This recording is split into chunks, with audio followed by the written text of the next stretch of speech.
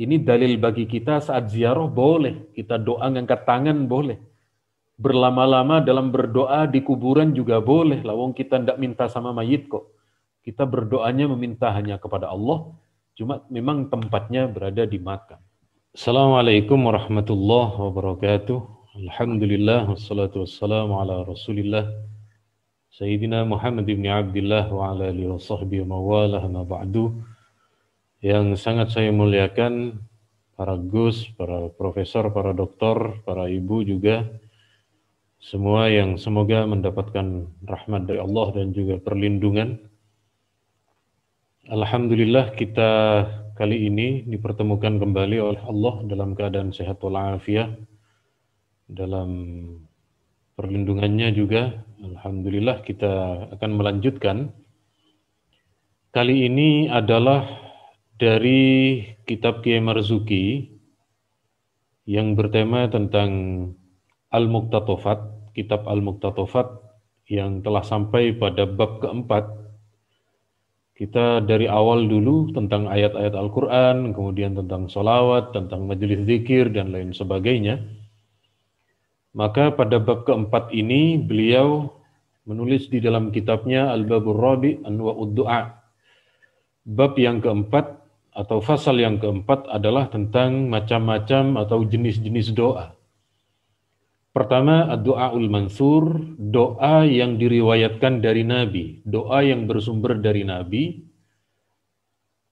Artinya doa itu boleh ada yang lebih utama, yakni doa-doa yang ada riwayatnya.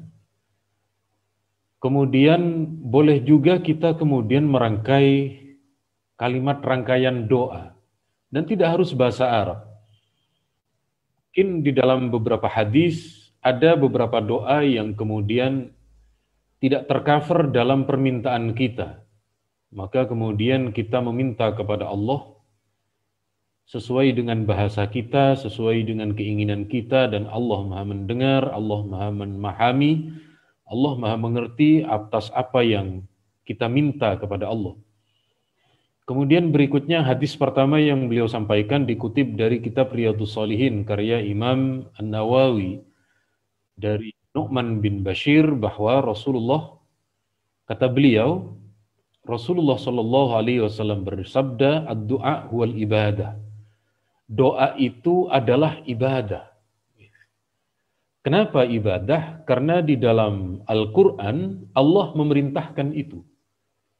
Ud'uni astajib lakum. Mintalah kepada Allah, maka niscaya Allah akan mengabulkan doa permintaan kita. Bahkan ini ada para ulama kita mengatakan kalau kita meminta kepada manusia, manusia ada bosannya. Jadi ada orang kaya, sekaya-kayanya orang, kalau kemudian kita minta kepada dia tiap hari, dia akan bosan dan marah. Sebaliknya dengan Allah. Allah kalau tidak kita minta, justru Allah tidak senang. Artinya kita dianjurkan meminta kepada Allah dengan sebanyak-banyaknya meminta, karena dalam permintaan kepada Allah menunjukkan kehambaan kita, dan menunjukkan kemahabesaran, segala-galanya yang kita minta kepada Allah. Maka sekali lagi doa itu bagian dari ibadah. Kemudian berikutnya adalah hadis yang beliau kutip dari Sayyidah Aisyah. Beliau berkata, "Kana Rasulullah sallallahu alaihi wasallam yastahibbul jawami' minad du'a." Rasulullah itu Nabi senang, Nabi gemar di dalam doanya menggunakan redaksi yang singkat tetapi penuh dengan makna. Sekali lagi, rangkaian kalimat doa yang diminta oleh Nabi, kalimatnya singkat, kalimatnya penuh arti, wa yada'u ma siwa dzalik. Dan Nabi kurang berkenan kalau berdoa itu terlalu bertele-tele, terlalu panjang dan tidak ringkas. Sehingga sekali lagi, tetapi ini Nabi, karena Rasulullah memiliki mukjizat di dalam sabdanya, Rasulullah memiliki keteraturan di dalam sastra. Kalau kita mempelajari sastra Arab, kalau kita mempelajari banyak pelajaran tentang gramatika Arab, begitu melihat susunan redaksi Rasulullah memang tidak sama dengan kebanyakan manusia. Nah, jadi kalau Rasulullah memang seperti itu, kalau kita boleh menggunakan redaksi doa yang dibaca sebagaimana dibaca oleh Rasulullah, ataukah kemudian kita meminta sesuai dengan hajat keperluan kita sendiri. Kemudian di antara doa yang kemudian ringkas tetapi penuh dengan segala bentuk kebaikan yang diminta adalah dari Anas bin Malik. Anas ini seorang sahabat yang sejak kecil sudah diantar oleh ibunya bernama Ummu Sulaim dan ayah angkatnya Abu Talhah. Ketika saat itu sahabat Anas masih belum terlalu besar, kemudian kata orang tua Anas, "Nabi, selama keperluan engkau berada di Madinah, maka anakmu yang kemudian, anak kami ini, Anas ini yang akan memenuhi keperluanmu, yakni sebagai juru bantu rumah tangga Nabi, atau dalam istilah yang lain adalah pembantu rumah tangga Nabi." Makanya sahabat Anas ini termasuk sahabat yang meriwayatkan ribuan hadis dari Nabi, karena memang dekat dengan Rasulullah, dekat dengan keluarga Nabi, bahkan dalam aktivitas keseharian juga banyak berkumpul dengan Rasulullah, sama dengan sahabat Abu Hurairah, tetapi dari segi jumlah lebih banyak sahabat Abu Hurairah, sama juga dengan sahabat Abu Sa'id Al-Khudri juga ribuan, termasuk Sayyidah Aisyah. Beliau, Anas bin Malik, meriwayatkan hadis ini dengan redaksi, kata beliau, "Kana aktsaru du'ain Nabi sallallahu alaihi wasallam, Allahumma atina fid dunya hasanah wa fil akhirati hasanah wa qina adzabannar." Kebanyakan doa Rasulullah adalah redaksi Allahumma atina fid dunya hasanah wa fil akhirati hasanah wa qina adzabannar. Kalau di dalam Al-Qur'an yang terdapat dalam surat Al-Baqarah adalah Rabbana atina. Apakah boleh menggunakan redaksi Al-Quran lalu dijadikan kalimat doa dengan merubah redaksi? Sebenarnya kalimat Rabbana dengan kalimat Allahumma itu sama. Allahumma itu ya tetap menuju kepada Allah. Rabbana juga sama, permintaannya adalah kepada Allah. Ini boleh, tidak ada masalah. Namanya kalau di dalam sastra Arab, itu namanya iktibas. Iktibas itu mengambil redaksi dari ayat Al-Quran untuk kemudian dibahasakan, menjadi doa di dalam keseharian kita. Jadi Nabi menggunakan redaksi doanya ini, atina fid dunya hasanah, itu adalah redaksi yang terdapat di dalam Al-Quran, tetapi yang kemudian dibaca oleh Nabi di dalam doa awalnya adalah Allahumma. Dan sekali lagi ini tidak ada masalah bagi ulama yang memperbolehkan iktibas. Sebab iktibas ini memang pro kontra di antara sebagian para ulama. Kemudian dalam riwayat yang lain, idza arada ayat'u bida'watin da'a biha. Kalau Nabi berdoa, maka Nabi menggunakan redaksi doa tersebut. Kalau Nabi berdoa menggunakan doa ini, dan kita mengenal doa atina fid dunya hasanah wa fil akhirati hasanah. Ya Allah, berikanlah kami di dalam dunia ini kebaikan. Kebaikan di dalam dunia itu meliputi banyak hal. Baik hasanah fid dunya itu di antara penafsiran ulama adalah tentang ilmu. Ada juga menafsirkan tentang ibadah, ada lagi harta, sebab rezeki itu juga bagian dari kenikmatan hidup di dunia. Kemudian hasanah fil akhirah, kebaikan di dalam akhirat itu adalah faman zuhziha 'anil nari wa udkhilal jannata faqad faz. kebaikan di akhirat itu hanya satu, yakni masuk ke dalam surga Allah dan selamat dari nerakanya. Itu sudah hasanah. Tetapi kalau di dunia ini elemennya banyak. Partikel atau yang disebut dengan kebaikan di dunia ini banyak. Ada sisi kesehatan, ada keharmonisan rumah tangga. Jadi ini yang kemudian tadi dimaksud dalam riwayat Sayyidah Aisyah, doa Nabi itu ringkas tetapi mencakup banyak hal. Jadi hasanah fid dunia itu luas cakupannya, banyak yang terkandung di dalamnya. Tetapi sekali lagi karena Nabi memang memiliki kemukjizatan di dalam sabdanya, maka kita membaca itu untuk kemudian mendapatkan sebagaimana apa yang dikabulkan oleh Allah untuk Nabi kita Muhammad sallallahu alaihi wasallam. Kemudian berikutnya adalah doa. Oh ya, sebentar.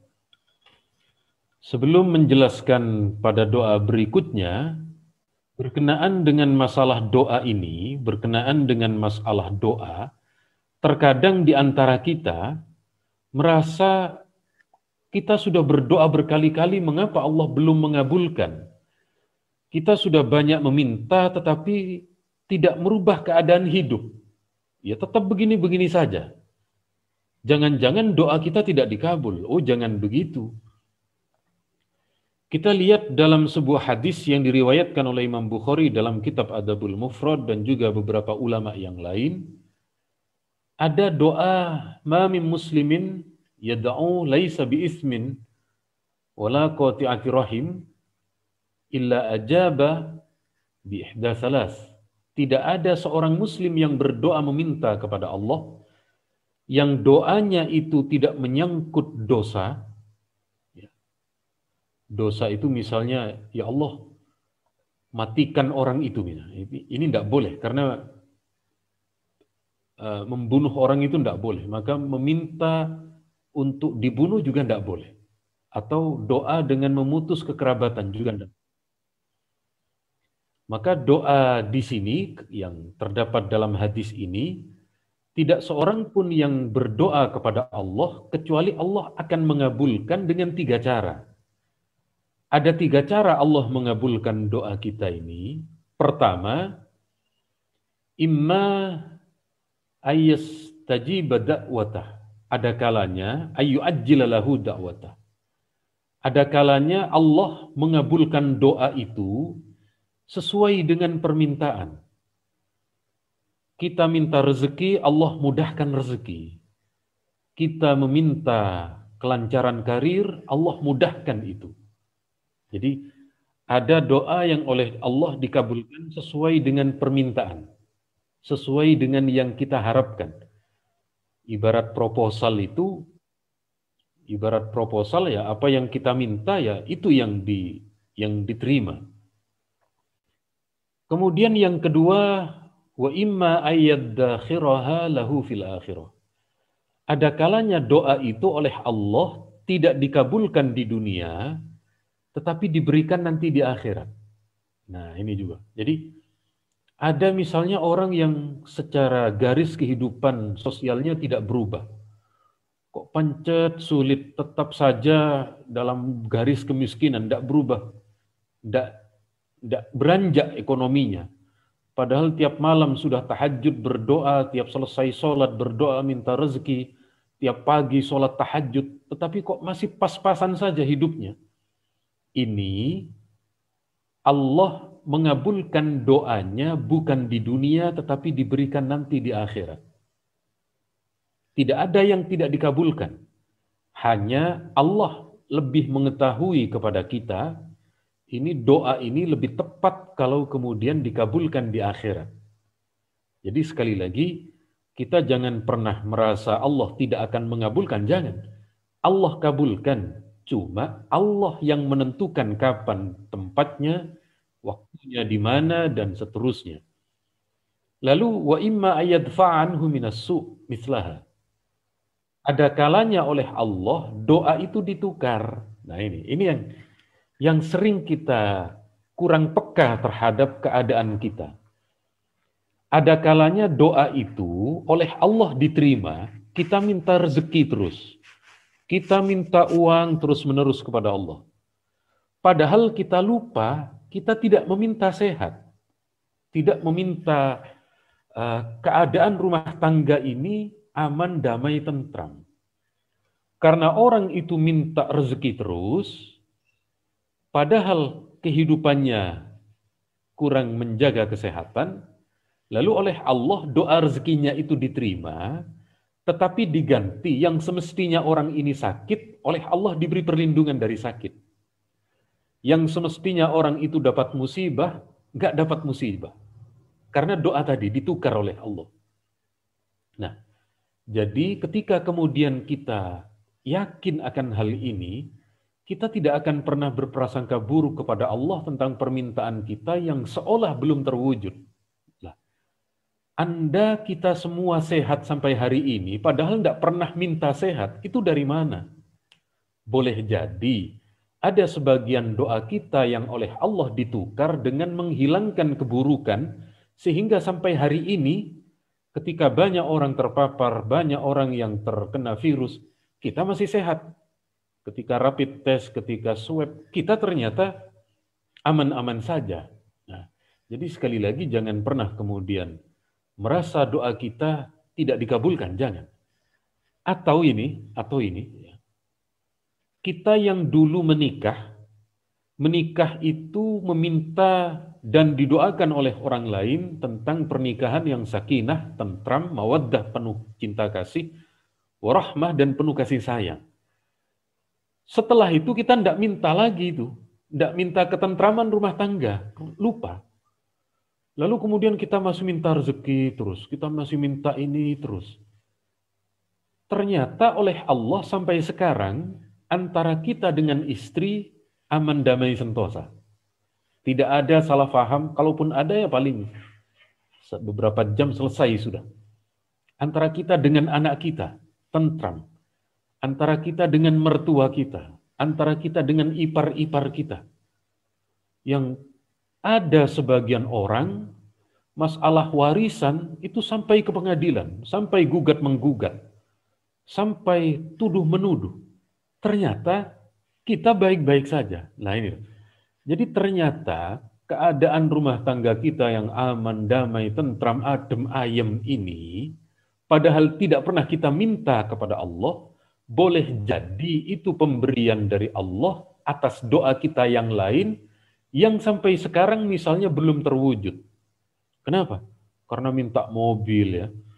Kan ada doanya mobil orang Indonesia. Bagaimana? Begini. Allahumma inna nas'aluka Avanza, au Xenia, au R3. Ada yang terbaru itu au Expander. Atau ada lagi au Mobilio. Yang terbesar itu Alphard misalnya. Kalau kita terbiasa dengan Alphard, tapi ada kepanjangannya. Apa? Al-Fatihah maksudnya. Jadi ada di antara kita yang mintanya itu saja. Lalu belum terwujud. Nah, karena Allah tahu ini kalau nanti punya mobil ugal-ugalan, punya mobil ini nanti sombongnya minta ampun, jadi sombong tingkat kecamatan, Allah tukar dengan yang lebih baik berupa sehat, rumah tangga adem, tentrem. Maka dengan cara seperti itu kita akan terus bersyukur kepada Allah, kita akan merasa senang dengan berdoa dan dengan pemberian Allah kepada kita. Ada satu ayat berkenaan dengan doa ini. Ini ada di sebelah kanan kita. Kalau saya ini di sebelah kanan. Doa Nabi Musa dan Nabi Harun ketika berhadapan dengan Fir'aun.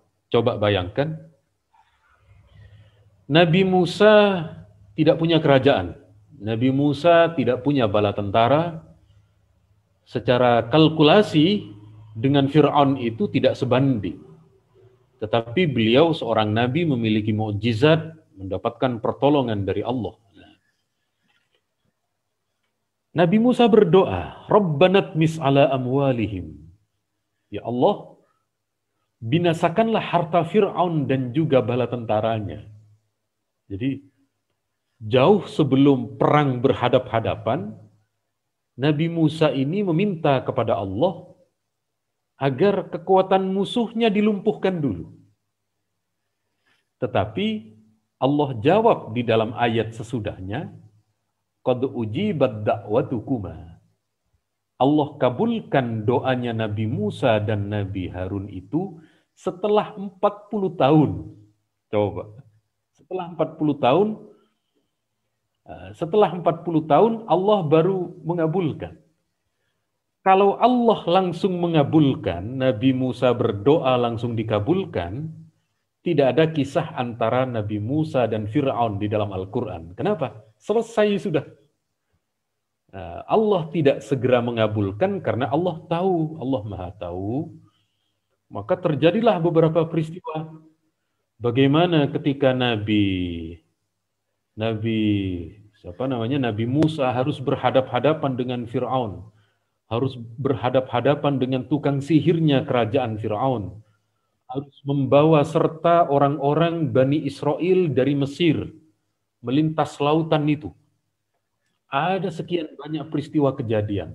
Nah, jadi kalau seorang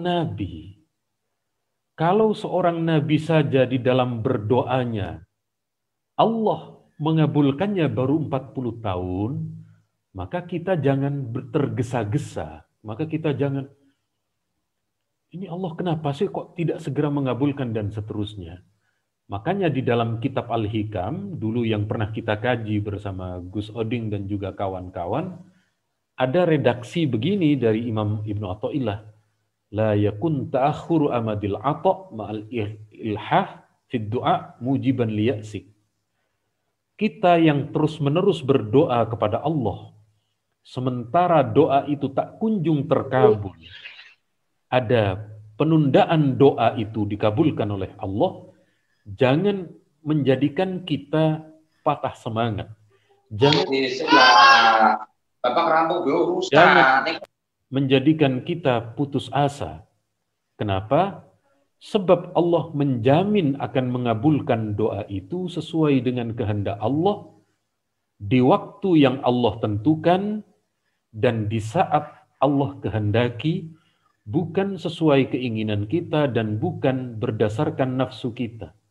Jadi terkadang saat kita berdoa itu karena ada nafsu, karena ada hasrat ingin punya mobil karena tetangga lebih dulu punya mobil, ada nafsu begini, nafsu begitu, dan seterusnya.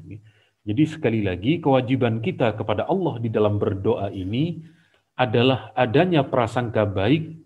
Kita berprasangka baik kepada Allah bahwa Allah pasti mengabulkan doa, tetapi kita serahkan sepenuhnya kepada Allah kapan waktu yang tepat bagi Allah untuk mengabulkan doa dan dalam bentuk pemberian apa yang paling pas sesuai bagi kita.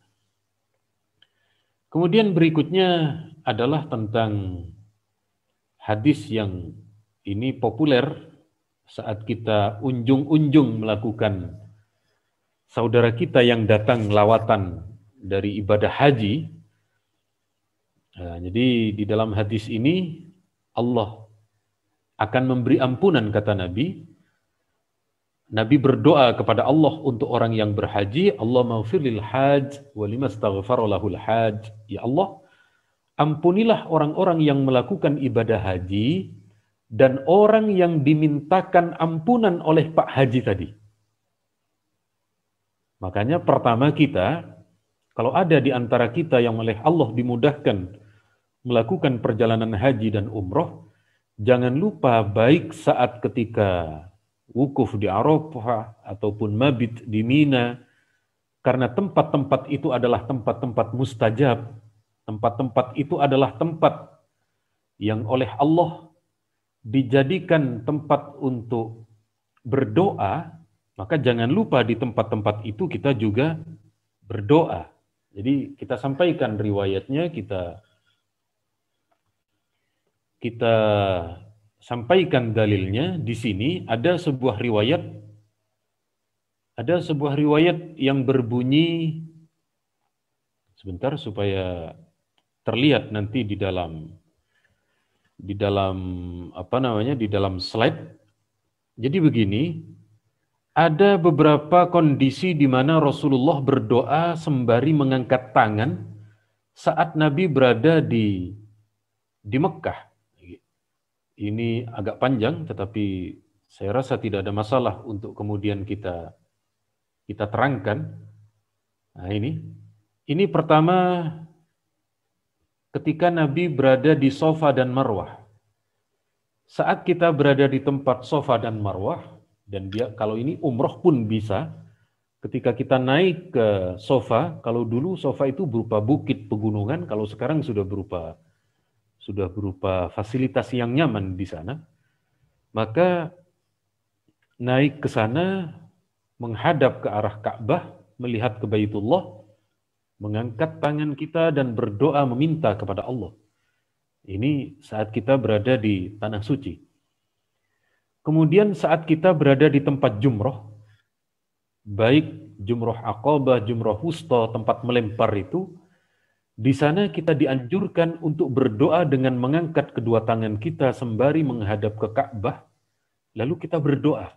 Jaraknya agak jauh, ya. Jarak dari Mekah ke tempat Jamarat itu memang agak jauh, tetapi ada petunjuk arahnya ke kiblat. Kita kemudian berdoa menghadap ke kiblat di sana. Kalau Anda suatu saat oleh Allah dimudahkan perjalanan hajinya, maka di tempat ini doakan saudaranya, kerabatnya, keluarganya, agar Allah mengampuni dosa-dosanya, sebagaimana tadi.